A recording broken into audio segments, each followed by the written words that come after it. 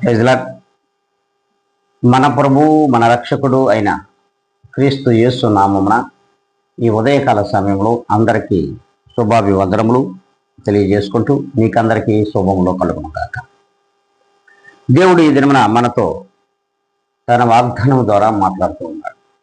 అది 124వ కీర్తన 3వ వాక్యమును మనం చదువుకుందాం.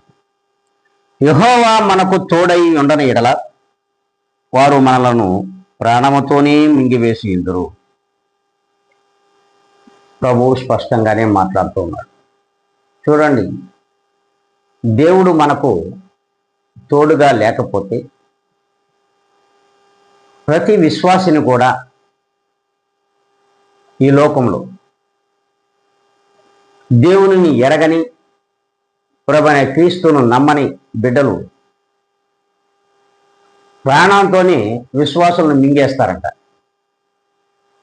దేవునికి మహిమ కలుగును గాక. చూడండి, దేవాతి దేవుడైన ప్రభువైన యేసుక్రీస్తు మనకు తోడున్నాడు కాబట్టి ఈరోజు వెలుపటి జనులు, వెలుపటి మనుషులు మనలను ఏమీ చేయలేకపోతూ ఉన్నారు.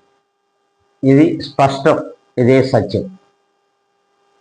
మరి దేవాతి దేవుడైన క్రీస్తు యేసు మనకు తోడున్నాడు కాబట్టి మనల్ని అట్టి వెలుపటి జనులు, మనుషులు మనల్ని ఏమీ చేయలేదు. ఈ వాక్యం మనము ఏ రీతిగా ఉండాలో స్పష్టంగా తెలియజేస్తూ ఉంది. ప్రభువు మనకు తోడుండాలంటే మనం ప్రార్థనా పరులమై ఉండాలి, నిలకడగలిగిన విశ్వాసులమై ఉండాలి, క్రీస్తు మార్గంలో నడిచే వారిగా ఉండాలి.